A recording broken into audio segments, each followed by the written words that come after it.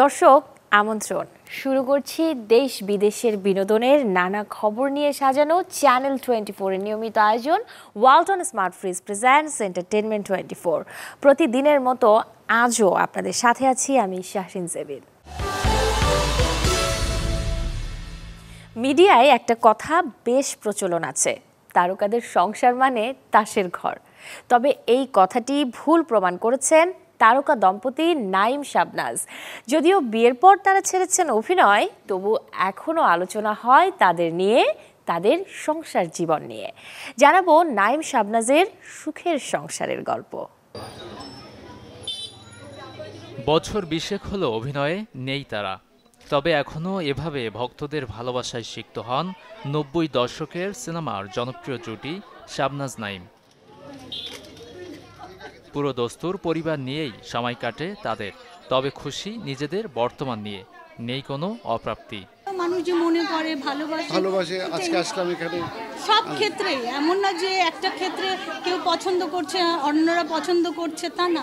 গ্রামে গেলেও আমি যে সম্মানটা পাই, বড় কোনো জায়গায় গেলেও আমি সেই সম্মানটা পাই, এটা আমার কাছে অনেক বড় ব্যাপার। এক সময়ের ব্যস্ততম বিএফডিসি মিস করায় এই তারকা দম্পতির, তাই দায়িত্বশীলদের পরামর্শ দিলেন সিনেমার শিকড়কে ভিন্ন আঙ্গিকে সাজানোর। এফডিসির যেটা দরকার আমি মনে করি কর্তৃপক্ষকে সাপোর্ট দেওয়া, ক্যামেরা সাপোর্ট দেওয়া, এডিটিং সাপোর্ট দেওয়া, প্যানেল ঠিক করা। আমরা এখন ন্যাচারাল ছবিগুলো চাচ্ছি, মানে যেটা মানে বোঝা যায় যেন আউটডোরে যাব, অথবা যদি ড্রয়িং রুম দরকার তাহলে আমি প্রপার ড্রয়িং রুমে আমি শুটিং করব। ওই সেট বানিয়ে টিপিক্যাল আগেকার মতো যে একটা প্যাটার্নেরগুলো ছবিগুলো চলতো, সেই ছবি কিন্তু এখন আর হবে না, আর হলেও সেই ছবি চলবে না।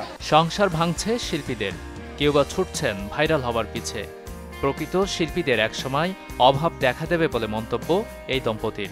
ডিজিটাল যে যুগটা, সেখানে আমরা এখন দেখি প্রত্যেকের ঘরের কথা সবসময় ক্যামেরা বলার চেষ্টা, জাস্ট আমার ফ্যামিলির কথা মানুষ জানবে এবং মানুষ আমাকে বলবে আমি কি করব। এটা তো মানে হতে পারে না। আমার পরিবার, আমার হাজব্যান্ড, আমি এবং আমার বাচ্চাদের নিয়ে, এবং আমাদের কোনো সমস্যা হলে আমরাই সমাধান করব, সেটা তো আর 10 জন আমার সমাধান করে দিতে পারবে না। তো আমি মনে করি এটাই আমার সবচেয়ে বড় শক্তি, যে আমরা আমাদের ফ্যামিলিটা আমরা নিজেরা আমাদের ডিসিশন নেই, আমরা নিজেরা আমাদের ভালো মন্দ বোঝার চেষ্টা করি এবং সেভাবে চলার চেষ্টা করি।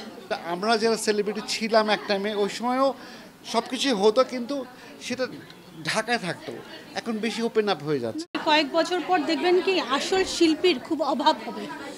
যে শিল্পী যে ভালো গান জানে বা যে ভালো অভিনয় জানে বা যে ভালো নাচতে পারে, আপনি এদেরকে খুঁজে পাবেন না।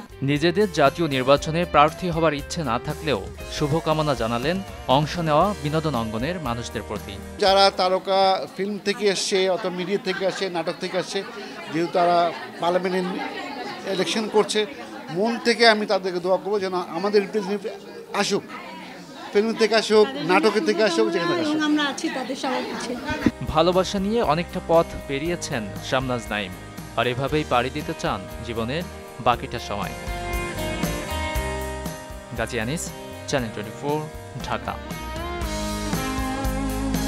মহান বিজয় দিবস উপলক্ষে যমুনা ফিউচার পার্কে আয়োজন করা হয়েছে কনসার্ট। বাংলাদেশ তানরাত ইনস্টিটিউটের উদ্যোগে 15 ডিসেম্বর মার্কেটের কার্গো পার্কিংয়ে হবে বিজয় উল্লাস শিরোনামের এই কনসার্ট।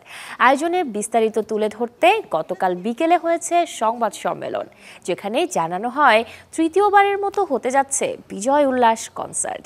15 ডিসেম্বর দুপুর 2টা থেকে রাত 10টা পর্যন্ত চলবে এই আয়োজন, যেখানে অংশ নেবে ওয়ারফেজ, আরসেল, অ্যাভয়েড রাফা, প্রীতম হাসান, অ্যাশেজ, মেঘদল, ওয়ারসাইট, আফটার দ্য অ্যাপক্লিপস, ঐন্দ্রজালিক, নিভানিয়া, অলেখা ও ব্যান্ড হাবের মতো দলগুলো। দর্শনের বিনিময়ে টিকিট কেটে কনসার্ট উপভোগ করতে পারবে দর্শক।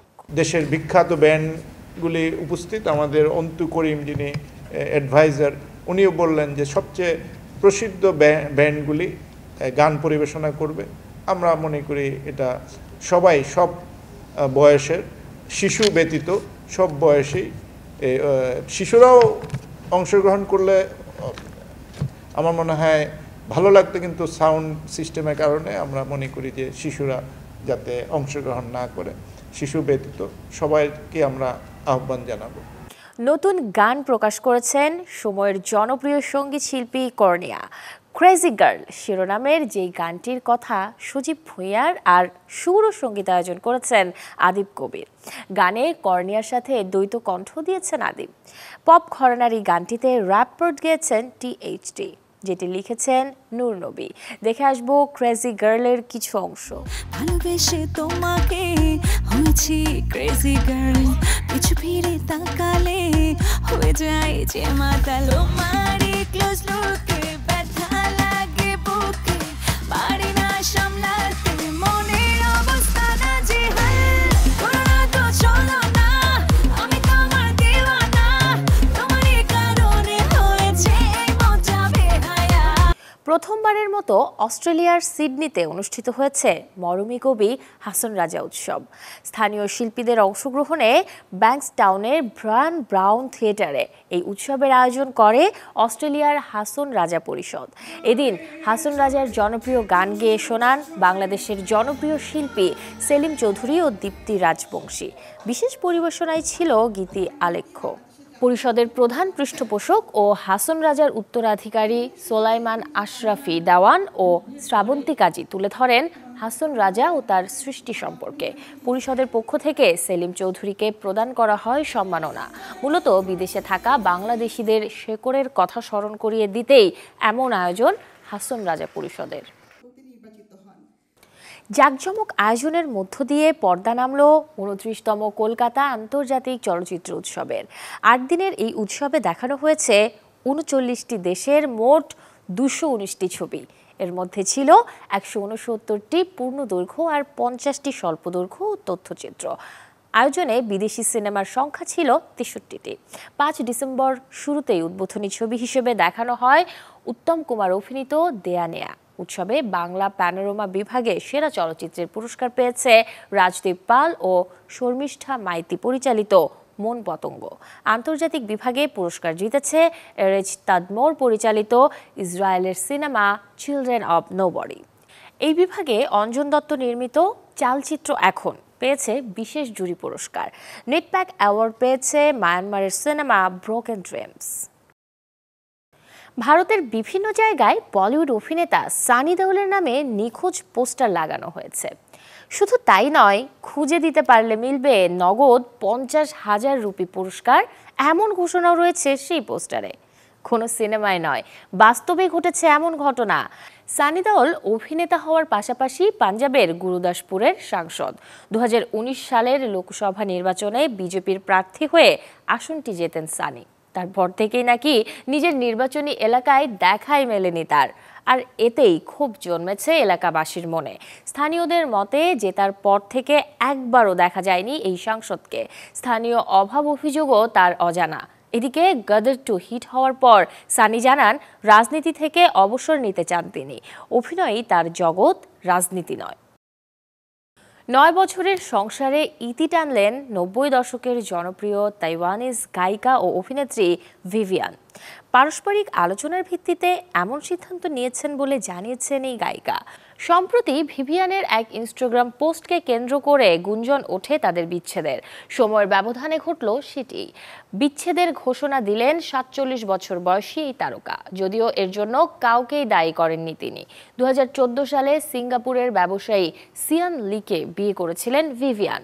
9 বছরের দাম্পত্য জীবনে ভিভিয়ান সিয়ানের রয়েছে 8 বছরের এক সন্তান ডেলটন। অ্যাকুয়াম্যান 2 এর আগেই ওয়ার্নার ব্রাদার্স হলিউডের প্রেক্ষাগৃহে মুক্তি দিচ্ছে ওনকা। শৈশবের প্রিয় সেই চকোলেট জাদুকরের চরিত্রে পর্দায় আসছেন টিমোথি চালামেট। 15 ডিসেম্বর আমেরিকায় মুক্তি পাবে পল কিং পরিচালিত ওনকা। পল কিং পরিচালিত ছবির নাম ওয়ানকা, যেখানে মাথায় হ্যাট, গায়ে কোট ও হাতে ছড়ি ঘুরিয়ে জাদুকরের চরিত্রে পর্দায় দর্শক প্রথমবার তরুণ ওয়ানকাকে দেখতে পাবে। A double hung. Do you have a pencil and paper? Your memory. জুবার Hossain Sajal, channel 24। I started dancing now. Once we've started, we can't stop.